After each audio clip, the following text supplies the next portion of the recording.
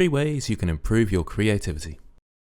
Hello, this is Grant Abbott from Gabbett Media, and today we're in a different location. We are not in my back room, you probably noticed. We are in the wilderness. It's very nice actually because it seems like very few people ever come out here, and I'm on one of the main paths and there's no one around at all. And it's a beautiful evening. The sky is just starting to go slightly reddish, and I thought that'd be a great opportunity for a time lapse.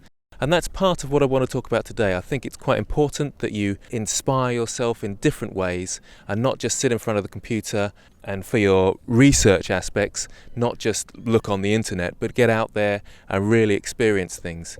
And it's great having good reference images, and you can go out and take photos, but it's far better if you can actually see the things that you're trying to mimic or reproduce in 3D.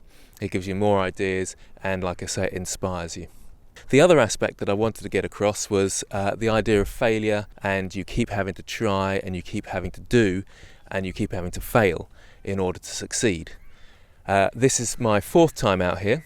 Every other time it's been an absolute pain. One time the settings were wrong on my camera. That's just inexperience from me, and I haven't done time-lapse for a long time. The second time the light was just not quite right. The third time, I can't even remember the third time, and here we are on the 4th time, and hopefully it's going to work today. I don't know. You'll see a clip of it at the end.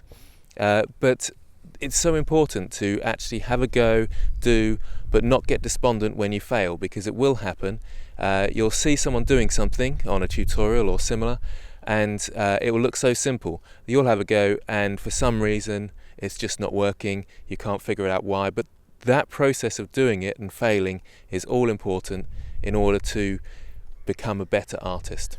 The other thing that I want to try and get across is the idea of doing different things and not just overly specialising in one area.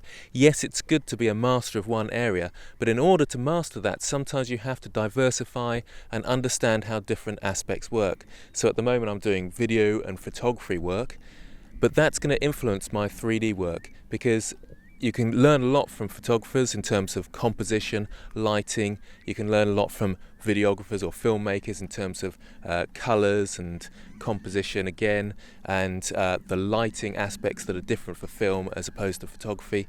And that can really influence your 3D work. So it's important that although specialise in one area, you don't overemphasise that area, and it can actually degrade your work if you're not looking at other places, looking at other things, and getting inspiration from other areas. So the 3 main lessons that I wanted to get across in this blog is be creative and get out there and experience different things, fail lots and you'll soon succeed, and lastly, diversify and try out different things.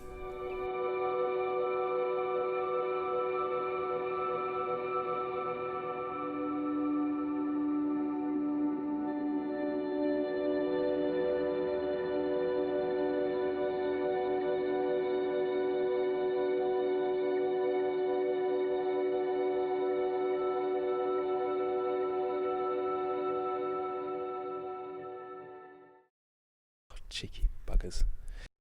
So there's my time-lapse camera, and there's Frank looking really confused as to why I'm not actually walking around. He's also been in the river, the boggy river over here, and that's a bit upsetting really, because I'm going to have to wash him when I get home. So thanks for watching. I hope you enjoyed this episode. Let me know in the comments if you have any thoughts on what I've discussed.